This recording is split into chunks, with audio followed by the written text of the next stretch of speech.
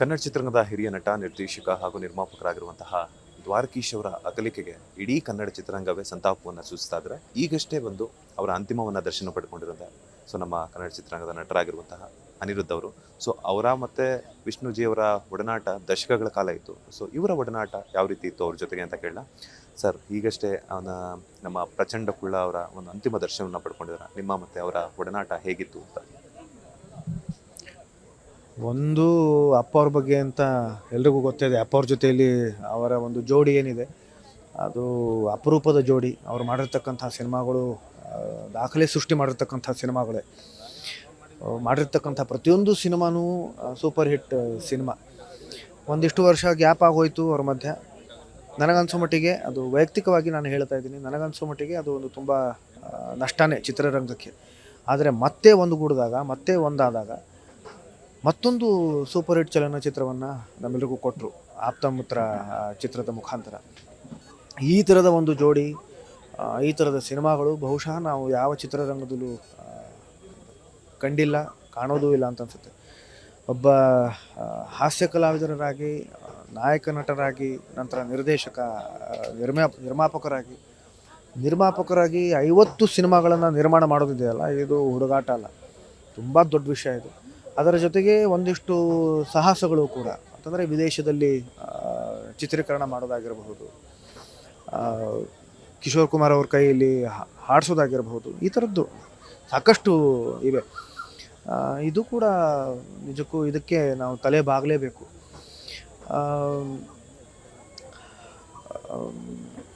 ನಮ್ಮ ತಂದೆಯವರು ಹರ್ಷವರ್ಧನ್ ಅಂತ ವಾಸ್ತುಶಿಲ್ಪಿ. ಇವ್ರದ್ದೊಂದು ಮನೆ ಇದೆ HSR ಲೇಔಟಲ್ಲಿ. ಅದರ ವಾಸ್ತುಶಿಲ್ಪ ಬಂದ್ಬಿಟ್ಟು ನಮ್ಮ ತಂದೆಯವ್ರದ್ದೇ. ನಾನು ಕೂಡ ಅವ್ರ ಜೊತೆಯಲ್ಲಿ ಕೆಲಸ ಮಾಡಿದ್ದೀನಿ, ಅಮ್ಮವ್ರವ್ರ ಜೊತೆಯಲ್ಲಿ ಕೆಲಸ ಮಾಡಿದ್ದಾರೆ. ಇವರ ಮಕ್ಕಳು ಕೂಡ ನಮ್ಮ ಜೊತೆಯಲ್ಲಿ ತುಂಬಾ ಒಂದು ಆತ್ಮೀಯತೆ ಇದೆ.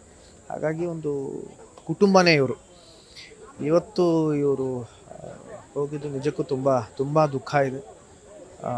ಆ ಭಗವಂತ ಅವರ ಆತ್ಮಕ್ಕೆ ಶಾಂತಿ ಕೊಡಲಿ ಅಂತ ನಾವು ಆಶಿಸ್ತೀನಿ. ನಾನು ದೇವರಲ್ಲಿ ಪ್ರಾರ್ಥಿಸ್ತೀನಿ. ಈ ವಿಷಯ ಭಾರತಿ ಅಮ್ಮ ಅವ್ರಿಗೆ ಗೊತ್ತಾದಾಗ ಅವರು ಏನು ಹೇಳಿದ್ರು ನಿಮ್ಮ ಹತ್ರ? ಹಾಗೆಯೇ ಅಮ್ಮವ್ರಿಗೂ ಹುಷಾರಿಲ್ಲ ಅನ್ನೋ ಒಂದು ಕಾರಣಕ್ಕೆ ಬರಲಿಲ್ಲ. ಯಾಕಂದರೆ ವಿಷ್ಣುಜಿ ಹಾಗೆಯೇ ನಮ್ಮ ದ್ವಾರಕೀಶ್ ಅವರ ಸ್ನೇಹ ದಶಕಗಳ ಕಾಲ ನಮ್ಮ ಕನ್ನಡ ಚಿತ್ರರಂಗದ ಗಣ್ಯರಿಂದ ಹಿಡಿದು ಎಲ್ಲ ಸಿನಿ ಪ್ರೇಕ್ಷಕರಿಗೂ ಗೊತ್ತಿರುವಂಥದ್ದು. ಭಾರತಿ ಅಮ್ಮ ಏನು ಹೇಳಿದ್ರು? ಭಾರತಿ ಅಮ್ಮ ಅವರು ಬೇಜಾರು ಮಾಡ್ಕೊಂಡ್ರು, ತುಂಬ ಬೇಜಾರು ಮಾಡ್ಕೊಂಡ್ರು. ಜೊತೆಗೆ ಅವರು ಪ್ರಾರ್ಥನೆ ಮಾಡಿದ್ರು. ಅವರು ಪ್ರತಿದಿನ ಪ್ರಾರ್ಥನೆ ಮಾಡ್ತಾರೆ, ದೇವರಲ್ಲಿ ಕೇಳ್ಕೊತಾರೆ. ನಿನ್ನೆ ಕೇಳ್ಕೊಂಡ್ರು, ಇವರ ಆತ್ಮಕ್ಕೆ ಶಾಂತಿ ಸಿಗಲಿ ಅಂತ ಕೇಳ್ಕೊಂಡ್ರು. ಅವರು ಆ್ಯಕ್ಟ್ ಮಾಡಿರುವಂಥ ಸಿನಿಮಾಗಳಾಗಿರ್ಬೋದು, ನಟನೆ ಅಥವಾ ನಿರ್ದೇಶನ ಮಾಡಿರುವಂಥ ಸಿನಿಮಾಗಳಲ್ಲಿ ನಿಮಗೆ ತುಂಬ ಇಷ್ಟ ಆಗಿರುವಂಥ ಸಿನಿಮಾ ಯಾವುದು ಅಂತ? ಕಳ್ಳ ಕುಳ್ಳ ಸಿನಿಮಾ ತುಂಬ ಇದ್ದಾವೆ, ತುಂಬ ಸಿನಿಮಾಗಳಿದ್ದಾವೆ. ನನಗೆಲ್ಲ ಸಿನಿಮಾಗಳು ಇಷ್ಟ. ಅದೇ ಅಲ್ಲಲ್ಲ, ನನಗೆ ಗೊತ್ತು, ಬಟ್ ತುಂಬ ಸಿನಿಮಾಗಳು ನನಗೆ ಇಷ್ಟ. ಅದು ನನಗೆ ಜ್ಞಾಪಕ ಇಲ್ಲ, ಯಾಕಂತಂದರೆ ಸಾಕಷ್ಟು ಸಂದರ್ಭಗಳಲ್ಲಿ ಭೇಟಿ ಮಾಡಿದ್ದೀನಿ.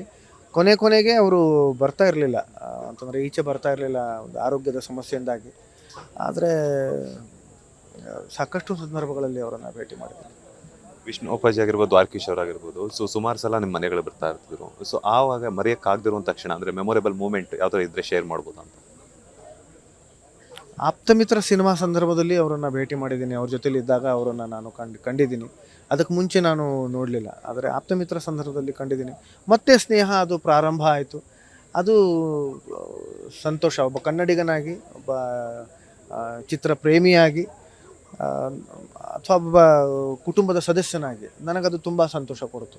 ಯಾಕಂತಂದರೆ ಇಬ್ಬರೂ ಮೇರು ಕಲಾವಿದರು, ಇಬ್ಬರದ್ದು ಮೇರು ವ್ಯಕ್ತಿತ್ವ, ಇಬ್ಬರೂ ಒಂದು ಆದ್ರಲ್ಲ, ಅದು ಬಹಳ ಸಂತೋಷ ಆಯಿತು. ಜೊತೆಗೆ ಅದರ ಒಂದು ರಿಸಲ್ಟ್ ಏನಿದೆ ಅದು ಕೂಡ ನಮ್ಗೆ ಗೊತ್ತಾಗೋಯ್ತು. ಅದು ಸೂಪರ್ ಡೂಪರ್ ಹಿಟ್ ಆಗೋಯ್ತು ಸಿನಿಮಾ. ಬಹಳ ಸಂತೋಷ ಆಯಿತು. Thank you. ಇದಿಷ್ಟು ನಟ ಅನಿರುದ್ಧ್ ಅವರ ಮಾತು. ಕ್ಯಾಮ್ರಾ ಪರ್ಸನ್ ಸಾವಂತ್ ಜೊತೆ ಮಂಜುನಾಥ್ ಶ್ರೀನಿವಾಸ್, ವಿಸ್ತಾರ ನ್ಯೂಸ್, ಬೆಂಗಳೂರು.